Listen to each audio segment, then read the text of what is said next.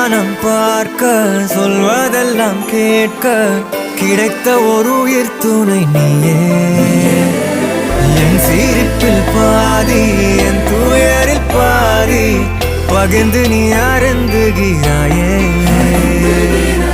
எல்லாமே